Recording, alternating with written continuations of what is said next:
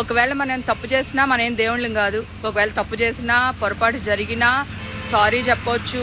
అలాగే ఒక అబద్ధం చెప్తే దాన్ని కవర్ చేయడానికి 100 అబద్ధాలు ఆడాలి. అనుకున్నట్టుగానే హేమ డుమ్మా కొట్టింది. బెంగళూరు విచారణకు హాజరు కావాల్సి ఉండి ఈ రోజు తనకు ఫీవర్ ఉంది, నేను రాలేనంటూ కూడా సిసిబి పోలీసులకు వివరణ ఇచ్చిన ప్రయత్నం చేసింది, లేఖ రాసింది. కానీ ఆ లేఖని సిసిబి పోలీసులు ఎక్కడ కూడా పట్టించుకోలేదు. తిరిగి మరొకసారి హేమకు నోటీసులు ఇచ్చేందుకు కూడా సిద్ధమైనట్టుగా తెలుస్తుంది.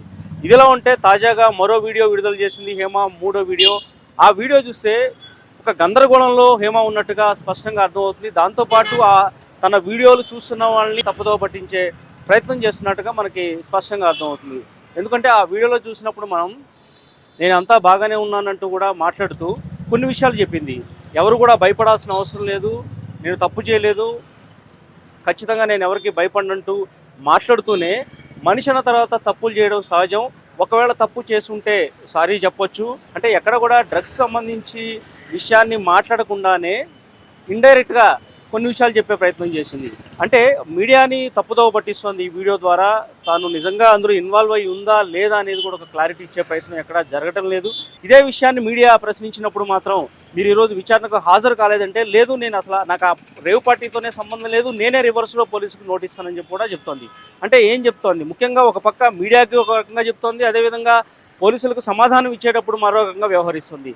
అంటే 2 విధాలుగా ఏదైతే హేమ ప్రవర్తిస్తోంది. దీని వెనకాల అర్థం ఏంటి? నిజంగా రేవ్ పార్టీకి హేమకి సంబంధం లేనప్పుడు ఖచ్చితంగా మీడియా ముందుకు వచ్చి క్లారిటీగా చెప్పొచ్చు ఆ రోజు ఏం జరిగింది అనేది. ఇప్పటికి కూడా అవకాశం ఉంది, చెప్పుకునే అవకాశం ఉంది. నిజంగా మరి పాజిటివ్ వచ్చిందని వార్తలు వస్తున్నాయి, తనకి పాజిటివ్ రాకుండా ఉంటే పోలీసులకు ఏం అవసరం పాజిటివ్ అనేది ఆ రిపోర్ట్లో ఇవ్వడానికి హేమకు సంబంధించి అనే విషయాన్ని కూడా తను స్పష్టంగా చెప్పొచ్చు. కానీ అది ఎక్కడో కూడా చెప్పట్లేదు. ఇండైరెక్ట్గా వీడియోలు విడుదల చేస్తుంది. ఆ వీడియోలో రకరకాలుగా మాట్లాడుతుంది. తను పిచ్చిదాన్ని అయిపోయాను, తన పరిస్థితి ఇప్పుడు బాగాలేదంటూ కూడా చెప్తూనే రకరకాలుగా మాట్లాడుతుంది. ఎవరైతే తను ఇప్పటివరకు విమర్శలు చేశారో వాళ్ళకి కౌంటర్ ఇచ్చే ప్రయత్నం చేస్తుంది. ఆ వీడియో చూసినప్పుడు హేమ బాగా డల్గా కనిపిస్తుంది. తను వైరల్ ఫీవర్తో బాధపడుతున్నాను అని చెప్తోంది. మరో పక్క చూస్తే తను ఎక్కడ ఉన్నాను ఏంటనే కూడా క్లారిటీ ఇవ్వడం లేదు.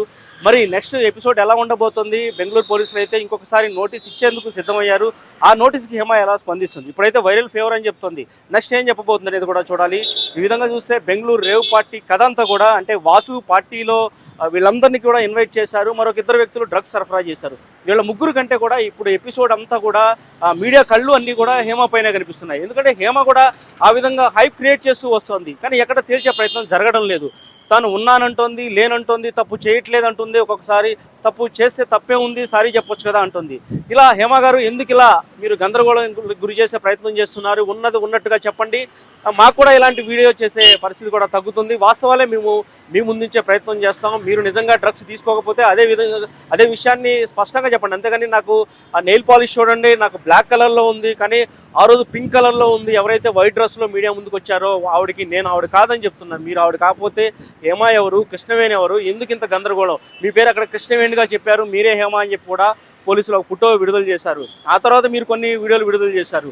అంటే పోలీసులే తప్పు చేస్తున్నారా రేవ్ పార్టీ వ్యవహారంలో? కావాలని పనిగట్టుకుని హేమాని ఇరికించాల్సిన అవసరం బెంగళూరు పోలీసులకు ఏముంది? వాళ్ళు కావాలని మిమ్మల్ని ఇరికిస్తున్నారా? ఎందుకు ఇరికిస్తున్నారు?